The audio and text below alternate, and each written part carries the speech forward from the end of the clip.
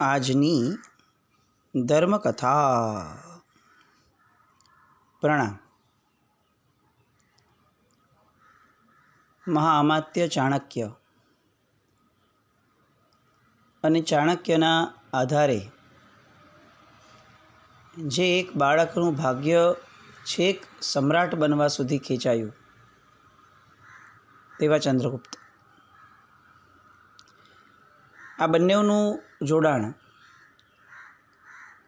એ ભારત વર્ષ માટે એ કંઈક અનોખું અને બહુ અદ્વિતીય કહી શકાય એવા યુગનું નિર્માણ કરીને સર્જાયું. આપણે ત્યાં વિતરાગ સ્તોત્રની અંદરમાં કલિકાલ સર્વજ્ઞ બહુ સરસ ગાથા લખે છે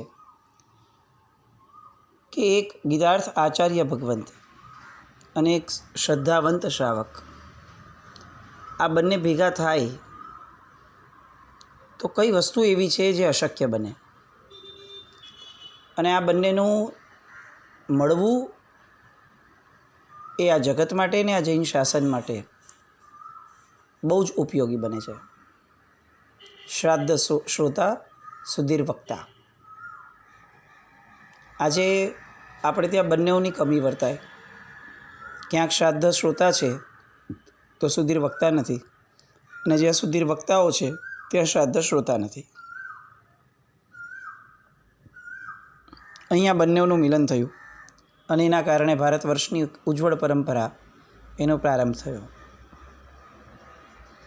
ચંદ્રગુપ્તના લગ્ન દુર્ઘટા સાથે થયા, નંદની દીકરી સાથે.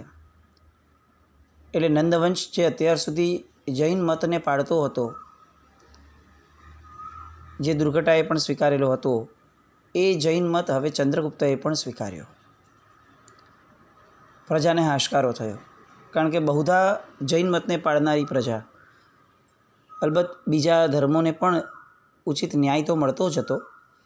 રાજ્યાશ્રય પ્રમાણે કોઈ પણ ધર્મ, પછી બૌદ્ધ ધર્મ હતો, સનાતન ધર્મ હતો, એ બધા ધર્મો પણ સચવાઈ જતા હતા, પણ મુખ્યતયા રાજ્ય ધર્મ તરીકે એ સમયે પણ જૈન ધર્મ હતો. મહાઅમાત્ય ચાણક્ય, એમના પિતા જૈન, આપણે એ વાત જોઈ. એમના જીવનની અંદરમાં જૈન મત કઈ રીતે બહુ જ વ્યવસ્થિત રીતે પ્રસાર પામ્યો હતો, અને ચંદ્રગુપ્તને એમણે કઈ રીતે જૈન ધર્મની પ્રભાવકતા બતાવી અને જૈન ધર્મથી ખૂબ જ કન્વિન્સ કર્યો હતો, એના પણ પ્રસંગો આવે છે. આ આખી વાર્તાઓ લેવાનું મૂળ કારણ ચાણક્ય કે ચંદ્રગુપ્તને જાણવા કરતાં પણ વિશેષ એ છે કે એ સમયે રાજ્યમાં જૈન ધર્મ કેટલો બધો પ્રચલિત હતો અને કેટલો બધો સ્વીકાર્ય હતો. મગધનું આવડું મોટું સામ્રાજ્ય અને રાજ્યાશ્રય પામેલા અન્ય ધર્મો કરતાં રાજ્ય ધર્મ તરીકે જૈન મત હતો. એના પરથી આપણે સમજી શકીએ છીએ કે એ સમયે એ જૈન ધર્મ માટેના સુવર્ણકાળ જેવો કદાચ કહી શકાય એટલો સુંદર સમય હતો. ગઈકાલ સુધી આપણે મહારાજા પર્વત સાથે આર્ય ચાણક્યએ કરેલા વિશ્વાસઘાતની વાતોને, આર્ય ચાણક્ય દ્વારા વિષકન્યાના માધ્યમે પર્વત રાજાનું જે ખૂન થયું, હત્યા થઈ, એ અને એમનો દીકરો ત્યાંથી વિદાય પામ્યો, એ બધી વાત આપણે જોઈ. ચંદ્રગુપ્તનો રાજ્યાભિષેક થયો અને દુકાળ પડ્યો. આની પહેલાં પણ એક દુકાળ પડ્યો હતો, આપણે એ વાત જોઈ હતી ચરિત્રમાં. આ વખતના દુકાળમાં સ્થૂલભદ્રજી, આચાર્ય સ્થૂલભદ્રજી એ નાયકપણે હતા. એટલે એમણે પણ જેમ ભદ્રભાવ સ્વામીએ કર્યું હતું એવી રીતે તમામ શિષ્યોને મગધમાંથી વિહાર કરી અને અન્ય ક્ષેત્રોમાં જવા માટેનો આદેશ કર્યો. પણ 2 શિષ્યો એ જાણીને મગધમાં જ રહ્યા. પોતાના ગુરુની ઈચ્છા છે, પોતાના ગુરુની આજ્ઞા છે, ને તેમ છતાં પણ એ બંને શિષ્યોને એમ થયું કે ના, મગધમાં રહેવું આવશ્યક છે. અહીંયા આટલા બધા શ્રાવકો છે, આપણે એમ બધા જ છોડીને વયા જઈએ તો પછી આ જે શ્રાવકો છે એમની માટે આધાર કોણ રહેશે? એટલે એવું વિચારી અને આ 2 શિષ્યો જે છે એ ત્યાં જ રહ્યા. હવે એક પ્રસંગ એવો બન્યો કે સમય વીતતો ગયો અને દુકાળ એની ચરમસીમાએ પહોંચે છે. આ બાજુ ચંદ્રગુપ્ત જે છે એને એવું લાગવા લાગ્યું કે આટલી બધી દાનશાળાઓને આટલા બધા અન્નશાળાઓને બધું જે આપણે ખોલીને રાખ્યું છે એના કારણે મગધનું જે ભંડોળ છે, મગધનો જે ખજાનો છે એ ધીરે ધીરે બહુ જ ઘટતો જાય છે.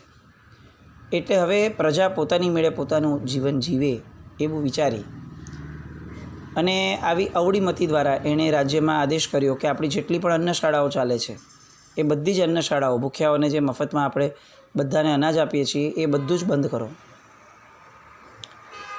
હવે પરિસ્થિતિ એવી થઈ કે મહાત્માઓ અને આપણા જૈનો મહાજનો એ તો સરસ સારામાં સારી ભક્તિ બધાની કરતા હતા, પણ તેમ છતાં આ અન્નશાળાઓ બંધ થવાના કારણે મગધની બહુ અધિકાંશ પ્રજા રાજ્યની જે ગરીબ હતી એમાંની અધિકાંશ પ્રજા એ દુઃખ અનુભવવા લાગી. પણ આ રાજા સુધી વાત પહોંચાડવી કેવી રીતે? આ બંને સાધુ ભગવંતો સુધી આ વાત પહોંચી. પોતાનો આચાર ન હોવા છતાં આ મગધના રાજ્યના લોકોની કરુણાથી પ્રેરાઈ અને એમણે રાજાને પાઠ ભણાવવાનું નક્કી કર્યું. એમની પાસે અદૃશ્ય થઈ શકાય એવું અંજન હતું, અંજન ગુટિકા હતી. એટલે કેવું કે આંખની અંદરમાં અંજન આંજીએ એટલે આપણે કોઈને દેખાઈએ જ નહીં, એવી રીતની અંજન હતી એમની પાસે.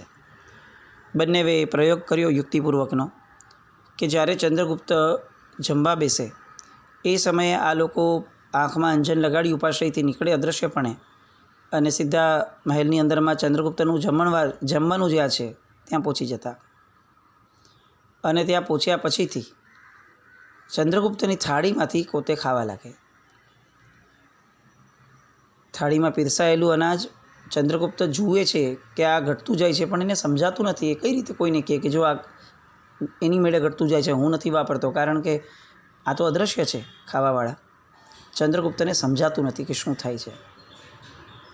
એટલે હવે કેટલી વાર માંગવું એવું વિચારીને પોતે ભૂખ્યો રહે છે. દિવસો વીતે છે, રોજનો આ ક્રમ થઈ ગયો. ચંદ્રગુપ્ત અંદરથી આખો દિવસ પીડાય છે કે આ શું થઈ રહ્યું છે મને સમજાતું જ નથી. અને પીડામાં એનો દેહ જે છે એ કૃશ થવા લાગ્યો. અચાનક આર્ય ચાણક્યની નજર ગઈ અને એમણે સામે ચડીને પૂછ્યું. 2-3 વાર પૂછાતા પછીથી ચંદ્રગુપ્તએ ચાણક્યને કહ્યું કે મારી સાથે આવું થાય છે. હું જમવા બેસું છું, થાળી પીરસાવું છું અને મારી થાળીમાંથી કોઈ ખાઈ જાય છે. ચાણક્યને થયું કે નક્કી આ કાર્ય જે છે એ કોઈક એવી જ વ્યક્તિ કરી રહી હશે કે જે અદૃશ્યપણે અંદર આવી શકે. અને આવી રીતે અદૃશ્યપણે આવવાવાળી જે શક્તિ જે છે એ જૈન મુનિઓ પાસે છે, આવું ચાણક્યને ધ્યાનમાં. કારણ કે ચાણક્ય પાસે પોતાની પાસે પણ આ મંત્રવિદ્યા અને આવી અંજનની પોતાની પાસે એ હતું જ. એટલે એમણે ચંદ્રગુપ્તને કીધું કે સારું, તમે ચિંતા નહીં કરતા. એકાદ દિવસ ગયો અને એની પછીના દિવસે ચાણક્યએ સમજાણો કે આ થાળી પીરસાણી છે, એટલે હવે અહીંયાથી આમાં મુનિઓ પધાર્યા જ હશે. ચાણક્ય પોતે ત્યાં બેઠા અને અચાનક એમણે જે આદેશ કર્યો હતો એ પ્રમાણે યુક્તિપૂર્વક મરચાંનો ધુમાડો એમણે કરવાનું શરૂ કરાવ્યો. અને એના કારણે બધાની આંખમાં જવા લાગ્યું. ચંદ્રગુપ્તને તો આ જણાવવામાં આવ્યું જ હતું કે આવી રીતે તમારે આંખ બંધ કરીને રાખવાની હતી. અને લીમડાનો ધુમાડો. અને લીમડાના ધુમાડાના કારણે આંખમાંથી સતત પાણી જવા લાગ્યા, આંખ બળવા લાગી. અને પેલા જે મુનિ ભગવંતો હતા એમની આંખમાં પણ લીમડાનો ધુમાડો જવાના કારણે પેલી જે અંજન ગુટિકા હતી એ ધીરે ધીરે એ ઓછી થવા લાગી, ડલ થવા લાગી. આંખ ચોડવા લાગ્યા અને એમાં એ ગુટિકાની અસર પૂરી થઈ અંજનની. અને એટલે એ સાધુ ભગવંતો એ ત્યાં હાજર બધાની સામે દ્રશ્યમાન થયા. ચાણક્ય અને ચંદ્રગુપ્ત 2 જ જણ છે, કારણ કે આ પ્રયોગ કરતી વખતે પણ ચાણક્યને ખબર હતી કે આમાં સાધુ ભગવંતોની ગરિમા જ હશે અને કોઈ કારણ વગર જૈન સાધુ આવું ક્યારે કરે નહીં. એટલે એમણે મહેલમાં બીજા કોઈને રાખ્યા જ ન હતા. જેવા સાધુ ભગવંતો દ્રશ્યમાન થયા એટલે ચાણક્યએ ચંદ્રગુપ્તએ બંને હાથ જોડી અને પૂછ્યું કે સાહેબ, આ આપને શોભે નહીં. તમારા જેવા જૈન સાધુઓ જો આ પ્રમાણે અંજન ગુટિકાનો ઉપયોગ કરે તો તમારામાં અને અન્ય પુરુષોમાં શું ફરક? આ કાર્ય આપ જેવા સમર્થ જ્ઞાની મહારાજોને દૂષણ આપનારું છે. અન્ન વાપરવા માટે આ રીતનો પ્રયત્ન એ જરા પણ સુયોગ્ય નથી. પણ તરત જ મુનિવરો કહે છે કે હે મહાનુભાવ, આપના જેવા સુજ્ઞ અને જૈન ધર્મના અનુરાગી વ્યક્તિઓ હોવા છતાં આ મગજની અંદરમાં જે ઘટના થઈ છે એ ઘટનાની જાણકારી આપને પહોંચાડવા માટે અમે આ પ્રયોગ કર્યો છે. અમને અન્નનો કોઈ રાગ નથી. અમને જે મળે છે અથવા જે નથી પણ મળતું એની કોઈ ચિંતા જ નથી. પરંતુ આખી મગજની પ્રજા એ જ્યારે ભૂખી રહેતી હોય, 12 વર્ષના દુકાળ ચાલુ છે, અને એવા સમયે આપ આવા મિષ્ટ ભોજન આટલા બધા વાપરતા હો અને અન્નશાળા બંધ કરી અને એ લોકોને પોતાના હાલ પર છોડી દેતા હો, તો એક રાજવી તરીકે તમારે આ ફેરવિચાર કરવો જોઈએ. આ સૂચવવા માટે અમે આ પ્રયોગ કર્યો હતો. સાધુ ભગવંતોના પ્રતિબોધથી મગજની બંને મહાન વિભૂતિઓ ચંદ્રગુપ્ત અને ચાણક્ય એ બંને ઉપર કારમી અસર થઈ અને દુકાળ અથવા સંકટ નિવારણના જે કાર્યો હતા, અન્નક્ષેત્રો, ભોજનશાળાઓ, સદાવ્રતો, એ બધા જ લોકોપયોગી કાર્યો રાજા નંદ તરફથી ચાલુ હતા. એ જે ચંદ્રગુપ્તએ બંધ રખાવ્યા હતા એ ફરીથી ચાલુ કરવાનો આદેશ થયો. પંડિત ચાણક્યએ જૈનાચાર્યોની કીર્તિના રક્ષણ અર્થે પોતાની પાસે અંજન હતું એ મુનિ ભગવંતોને આપ્યું અને એમને એમ કહ્યું કે આપ અદૃશ્ય રીતે રાજમહેલનો ત્યાગ કરી સ્વસ્થાને પાછા ફરો. પોતાનું કાર્ય થઈ ગયું એવું જાણ્યું એટલે બંને પોતાના સ્થાને પધાર્યા, ગુરુ સેવામાં ઉપસ્થિત થયા. પોતે આર્ય સુહસ્તી મહારાજ સાહેબ પાસે જઈ અને જે આ કાર્ય કર્યું એ કાર્યની હકીકત જણાવે છે. એ ગુરુ ભગવંતે પોતાના ગુરુ એટલે સાધુગણના અધિષ્ઠાતા 10 પૂર્વધર આચાર્ય સ્થુલીભદ્રજી એમના સુધી વાત પહોંચાડી. સ્થુલીભદ્રજીએ તરત જ એમને ઠપકો આપ્યો કે આ કાર્ય તમોએ દોષયુક્ત અને પ્રાયશ્ચિતને લાયક કર્યું છે. એની આલોચના તમારે અવશ્ય લેવી જોઈશે. અને એમણે ઉગ્ર તપશ્ચર્યા કરી પ્રાયશ્ચિત લીધું. સાધુ ભગવંતોનું કાર્ય આપણને ઘણીવાર આવો પ્રસંગ સાંભળ્યો હશે અને આ પ્રસંગની અંદરમાં તરત આવો પ્રશ્ન થતો હશે કે એમાં પ્રાયશ્ચિત કેમ આવે? સાધુ ભગવંતોનો આશય કેટલો સારો હતો. સાધુ ભગવંતોએ જે કર્યું એમાં કંઈ ખોટું પણ શું હતું એવું? પણ કેટલીક વસ્તુઓ એ ગીતાર્થતાને આશ્રયે છે. એના જજમેન્ટ આપણે ન લઈ શકીએ. અને બીજું મહત્ત્વની વસ્તુ કે સાધુ ભગવંતોમાં પણ અલગ અલગ કેટેગરી પરમાત્મા મૂકીને ગયા. રક્ષણની જવાબદારી કેટલાકના માથે હોય, આરાધનાની જવાબદારી કેટલાકના માથે હોય, સાધનાની જવાબદારી દરેકના માથે હોય. એટલે જ્યાં સુધી આપણા માથે રક્ષણની જવાબદારી ન આવે ત્યાં સુધી રક્ષણના કાર્યની અંદરમાં જઈ અને આપણી મતિ પ્રમાણે રક્ષણ કરવું એ પણ કેટલેક અંશે સુયોગ્ય નથી. આ સેમ રૂલ અપ્લાઇઝ ટુ અસ. દરેક જગ્યાએ આપણે આરાધનામાં જ સેટલ ન થયા હોઈએ, વિધિપૂર્વક જે ક્રિયા કરવાની છે ક્રિયાના ભાવ, ક્રિયાના ઊંડાણ ત્યાં આપણે હજી સેટલ થયા જ નથી અને અચાનકથી આપણે રક્ષણની જવાબદારી લઈ અને પરોપકાર, રક્ષણ, શાસન સેવા, શાસન રક્ષા આવા બધા નામો આપી અને મૂળભૂત આપણો આરાધક ભાવ વધારવાની જગ્યાએ આપણે પરમાં ને પરમાં જ રત રહીએ. એ ન કરવું એવી વાત નથી, પણ એ કરવા માટેની યોગ્યતા સૌથી પહેલાં ઊભી કરવી પડે.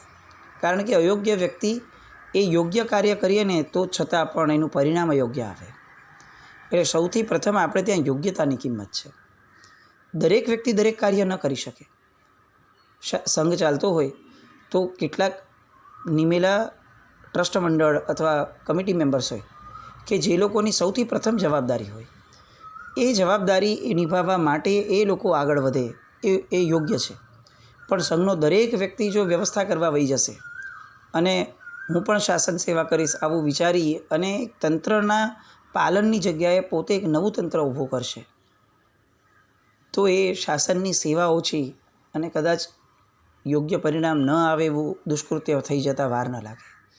એટલે આપણે ત્યાં એક સુંદર પરંપરા છે. દરેક જગ્યાએ કેટેગરાઇઝ છે આપણે અને કેટેગરી પ્રમાણે આપણે કાર્ય કરવાના હોય. આપણી આરાધકતા હજી વધારવાની બાકી છે તો આપણે આરાધક ભાવમાં રહેવાનું. પછી આપણે બધું જ બગડી ગયું છે તો હવે ચાલો બધા જ એવું જ કાર્ય કરવા લાગે, બધાને સુધારવાનું કાર્ય કરીએ, એમ નહીં. પહેલાં આપણે સુધરીએ. કેટલાક પુણ્યશાળી છે જીવો કે જે પુણ્યશાળી જીવોનું વચન ઉત્થાપાતું નથી, એ રક્ષણના કાર્યમાં જાય, એ પ્રેરણાના કાર્યોમાં જાય, એ સુયોગ્ય છે. એટલે આવી આખી કેટેગરી જે છે એ બધી જ આ પ્રસંગ દ્વારા આપણને જાણવા મળે છે.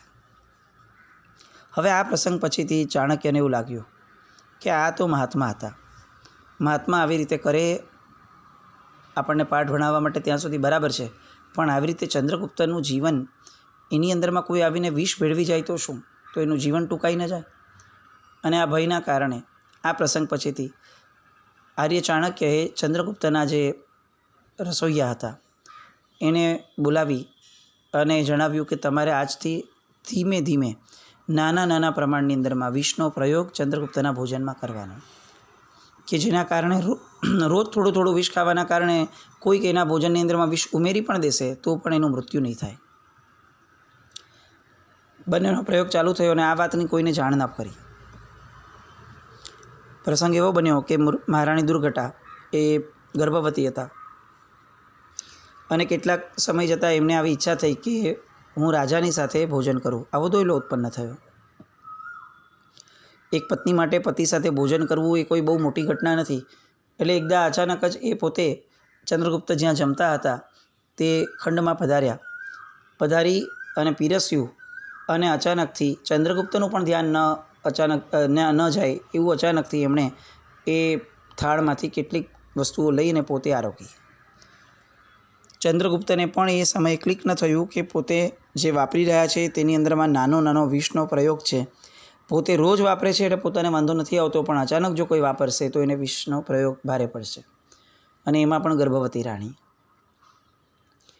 એટલે જેવું વિષ ગયું એટલે તરત જ એ તબિયત બગડી અને ત્યાં ને ત્યાં જ વિષની અસર થવા લાગી. એ વિષ જીવલેણ સાબિત થયું અને હવે એ તરત જ અકળામણ થવા લાગી. ચાણક્યને સંદેશો પહોંચ્યો. તાત્કાલિક ધોરણે તે ખંડમાં આવી અને જોયું કે હવે શક્યતા નથી આમના દુર્ઘટના બચવાની. ચંદ્રગુપ્ત જોઈ રહ્યા છે, પણ ચાણક્યએ તરત જ વિચાર્યું કે બંને જીવ એનો ઘાત એકસાથે થાય એના કરતાં ગર્ભના બાળકને જો બચાવી લઈએ તો ચંદ્રગુપ્તનો વંશ જે છે એ તો કમસે કમ આગળ વધશે. અને એવું વિચારી અને તરત જ એમણે નાવિકને બોલાવ્યો, અજામને, અને રાણીનું પેટ ચીરાવ્યું, બાળકને જીવતું કાઢ્યું. અને એ જે પેટ ચીરવાની વેદના થઈ, એ વેદના અને વિષ આ બંનેના કારણે મહારાણી દુર્ઘટા જે છે એનું એ સમયે ત્યાં મૃત્યુ થયું. બેવ એંગલ છે. જો થોડું ઘણું પણ ચાણક્યએ આ કાર્ય કરવામાં મોડું કર્યું હોત તો બંને જીવનો ઘાત થઈ જાત. પણ આની સાબિતી પણ કઈ રીતે થઈ કે જ્યારે ચીરાએ પેટ ચીરી અને બાળકને કાઢવામાં આવ્યું, 8 મહિનાનું બાળક અપરિપક્વ, ત્યારે બાળકના મસ્તક ઉપર કેટલાક વિષના બિંદુઓનો જથ્થો એકત્રિત થયેલો દેખાયો. એટલે જો કદાચ થોડુંક લેટ હોત તો કદાચ આ વિષના બિંદુઓ 8 મહિનાના બાળકનું શરીર શોષી લેત અને બંને મૃત્યુ પામત. પણ આ રીતે પાટવી કુંવરનું રક્ષણ થયું ચાણક્યના કારણે. તરત જ ધાવમાતાને બોલાવી અને એને આપવામાં આવ્યું કે હવેથી એનું ધ્યાન તમારે રાખવાનું.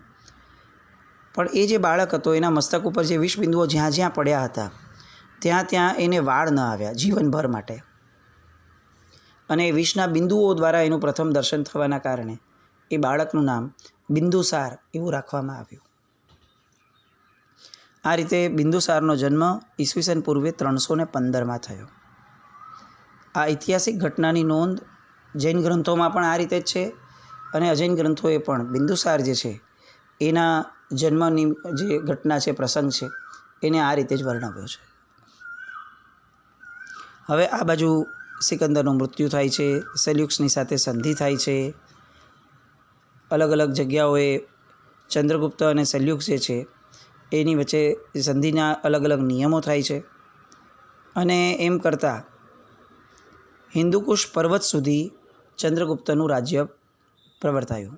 હિન્દુકુશ એટલે અત્યારનું જે અફઘાનિસ્તાન છે તે. બેસિકલી જે લોકો સેલ્યુલક્સને લોકો હતા, સિકંદરને એ લોકો એ જે પ્રાંત હતો એને ભારતીય કોકેસસ કહેતા હતા.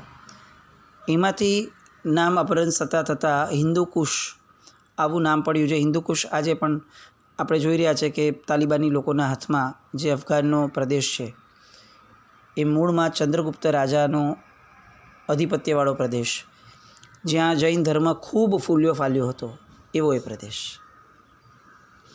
આજની પરિસ્થિતિઓ જોતાં આપણને વિચાર પણ ના આવી શકે કે અહીંયા ક્યારેક કોઈક હિન્દુ રહેતું હશે અને એનાથી આગળ વધતા અહીંયા કોઈક અહીંયા જૈન રહેતું હશે, પણ ચંદ્રગુપ્તના સમયની અંદરમાં જે સમ્રાટપણું એણે ભોગવ્યું તેનો એક છેડો છેક અફઘાનિસ્તાન સુધી જતો હતો. આ પછીથી બિંદુસાર આવ્યા હતા અને આર્ય ચાણક્યના સમયની અંદરમાં એમણે પણ જે વિસ્તાર કર્યો રાજ્યનો, એના ઉલ્લેખમાં આવે છે કે છેક આ બાજુ સિંહલ દ્વીપ એટલે કે શ્રીલંકા સુધી આખો ને આખો ચંદ્રગુપ્તનો વિસ્તાર પહોંચ્યો. એટલે શ્રીલંકા પણ આર્ય ચંદ્રગુપ્ત અને આર્ય ચાણક્યના સમયની અંદરમાં શ્રીલંકા પણ આપણા ભારત વર્ષની અંદરમાં રાજ્યમાં તંત્રમાં આવતું હતું. અને આ બધી જ જગ્યાઓએ જૈન ધર્મ ખૂબ સરસ રીતે ફૂલ્યો ફાલ્યો હતો, કારણ કે રાજ્યાશ્રય પામેલો ધર્મ હતો આ. એટલે આ આખું સરસ મજાનું ચાણક્ય અને ચંદ્રગુપ્ત એ બંને દ્વારા ભારત વર્ષનું થયેલું કલ્યાણ, જૈન ધર્મનો થયેલો પ્રચાર, એની આ સુંદર મજાની બધી વાતો. હવે આ બિંદુસાર જે છે એના જીવનમાં આર્ય ચાણક્ય કઈ રીતે રોલ પ્લે કરે છે અને આર્ય ચાણક્યનું મૃત્યુ કઈ રીતે થાય છે. કારણ કે ચંદ્રગુપ્તના મૃત્યુના પછીથી 15 વર્ષ સુધી આર્ય ચાણક્ય જીવતા રહ્યા અને 15 વર્ષમાં બિંદુસારને બહુ જ સારી રીતે એમણે સાચવ્યા, મગધને બહુ સારી રીતે સાચવી. પણ કેટલીક ઘટનાઓ પાછળથી પોતાની મેળે એક કાળનું ચક્ર કેવી રીતે ફરતું હોય, દાયકાઓ કઈ રીતે બદલાતા હોય એ પણ દર્શાવે છે. આર્ય ચાણક્યના જીવનની અંતિમ ક્ષણોની વાતો અને બિંદુસારના જીવનની પ્રારંભિક વાતો, એ વાતો માટે આવતીકાલે ફરીથી મળીએ. જીન આજ્ઞા વિરુદ્ધ કંઈ પણ બોલાયું તો મિચ્છામિ દુક્કડમ. જૈનમ જયતિ શાસનમ.